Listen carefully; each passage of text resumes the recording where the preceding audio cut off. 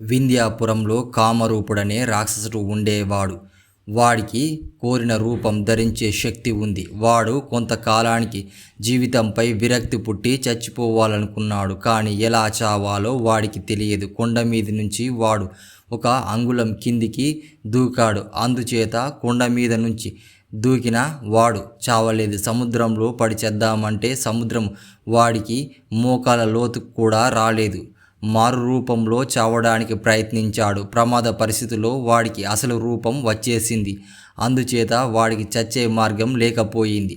ఒకసారి వింధ్యాపురానికి ఒక మహా తేజస్వి అయిన ఋషి వచ్చాడు. ఆయన తేజస్సును చూసి ప్రభావితుడైన కామరూపుడు మనుష్య రూపంలో ఆయనను కలుసుకొని తన కథనంతా చెప్పుకున్నాడు. రాక్షసులకు ఇవి రోజులు కావు. రాక్షసుల జన్మలో సుఖం లేదు. నువ్వు జీవితం చాలించుకోవాలనుకోవడం మంచిదే. కానీ నీకు ఇంకా చాలా ఆయుస్సు ఉంది. ఇప్పుడు నీవు చనిపోతే ఆ ఆయుష్ కోసం మరో జన్మ ఎత్తవలసి ఉంటుంది. ఏ జన్మ కావాలో కోరుకో. నీకు ఈ జన్మ నుండి విముక్తి కలిగిసి ఆ జన్మ ఇస్తా అన్నాడు ఋషి. అయితే కామరూపుడు ఏ జన్మ కావాలో కోరుకో తెలియలేక ఋషినే సలహా అడిగాడు.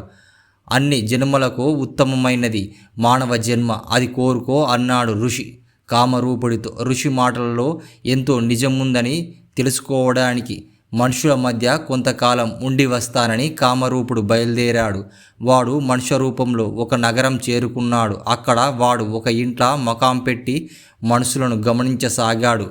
మనుషులు నీతి నియమాలు పాటించుతూ ఎంతో హాయిగా జీవిస్తున్నారని వాడికి తోసింది. ఒక నగరానికి వీరసింహుడు అనేవాడు రక్షకుడుగా ఉన్నాడు. వీరసింహుడు నగర రక్షకుడిగా ఉండడం వల్ల నగరంలో ఎటువంటి ప్రమాదం ఉండదని నగరవాసులకు గట్టి నమ్మకం. ఈ వీరసింహుడు ప్రతాపం ఎటువంటిదో తెలుసుకోవాలని ఒకసారి కామరూపుడు అతన్ని చూడబోయాడు. వీరసింహుడు తన శక్తి సామర్థ్యాలను గురించి కామరూపుని దగ్గర ఎన్నో ప్రగల్భాలు పలికాడు. చివరకు విక్రముడు వంటి వారు ఎందరో రాక్షసులను ధైర్యంగా ఎదిరించి చంపారని చెప్తుంటారు. ఆ అవకాశం దొరికితే నేను కూడా అలా చేయగలను అన్నాడు. కామరూపుడు వెంటనే తన అసలు రూపం ధరించి తన చుట్టూ ముమ్మారు ప్రదక్షిణలు చేసి నా కాళ్ళ మీద మొక్కితే నిన్ను ప్రాణాలతో వదిలిపెడతా అన్నాడు. వీరసింహుడు వణికిపోతూ రాక్షసుని చుట్టూ 3 సార్లు తిరిగి కాళ్ళ మీద పడ్డాడు. మనుషుల ప్రతాపం ఏమిటో తెలుసుకుని కామరూపుడు అక్కడి నుంచి మాయమయ్యాడు. ఆ నగరంలో ఒక ధనవంతుడు ఉన్నాడు. ఆయనకు హేమంబి అనే ఒక కూతురు ఉంది. ఆమె పెళ్ళిడుకు వచ్చింది. ఆమెకు పెళ్లి చేయాలని ధనికుడు తొందరపడ్డాడు. కామరూపుడు అందమైన యువకుడి రూపంలో ధనికుడిని చూడబోయి హేమంబిని పెళ్లాడుతానన్నాడు. ధనికుడు అతన్ని అనేక ప్రశ్నలు వేసి అభ్యంతరాలు చెప్పాడు. కామరూపుడు తన అసలు రూపం ధరించి నీ కూతురిని నాకిచ్చి పెళ్లి చేస్తావా చెయ్యవా అని అడిగాడు. ధనికుడు నిలువుగా వణికిపోతూ తనను చంపవద్దని వేడుకున్నాడు. తన కూతుర్ని ఆ రాక్షసునికి ఇచ్చి పెళ్లి చేయడానికి ఒప్పుకున్నాడు. కామరూపుడు దిక్కులు పిక్కటిల్లేలా నవ్వి అక్కడి నుంచి అదృశ్యమయ్యాడు. మనసుల్లో ఉండే ప్రేమ అభిమానాలు డొల్లతనం వాడికి తెలిసిపోయింది. అదే నగరంలో శివానందుడు అనే మహాభక్తుడు ఉన్నాడు. ఆయన ఇంట నిత్యం భజనలు జరిగేవి.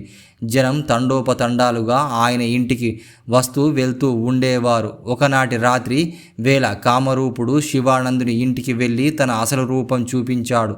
నువ్వు రోజు అర్చించే దేవుడిని ఇప్పుడు తిట్టవా అన్నాడు. తన చేత అంత పాపం చేయించవద్దు అని శివానందుడు రాక్షసుని కాళ్ళ వేళ్ళ పడి బ్రతిమిలాడాడు. కానీ రాక్షసుడు ఒప్పుకోలేదు. శివానందుడు తన దేవుణ్ణి రాక్షసుడు ఎలా తిట్టమంటే అలా తిట్టాడు. కామరూపుడు పెద్దగా నవ్వుతూ అక్కడి నుంచి మాయమైపోయాడు. మనుషుల భక్తి గురించి కూడా వాడికి తెలిసిపోయింది. కామరూపుడు తిన్నగా వింధ్యాపురం వెళ్ళి ఋషిని కలుసుకుని తమరు మానవ జన్మ ఉత్తమమైనది అన్నారు. కానీ మనుషులు అవకాశవాదులు. వాళ్ళ సృష్టిలో సమస్త జంతువులన్నీ తమకు అదుపులోకి తెచ్చుకొని నాగరికతను సృష్టించుకొని హాయిగా జీవిస్తున్నప్పటికీ వాళ్ళు జీవితమంతా బూటకం నాటకం. వాళ్ళు కోరి ఆచరించే పనుల్లో కూడా వాళ్లకు నమ్మకం లేదు అన్నాడు. అయితే ఏ జన్మ కావాలంటావు అని ఋషి అడిగాడు.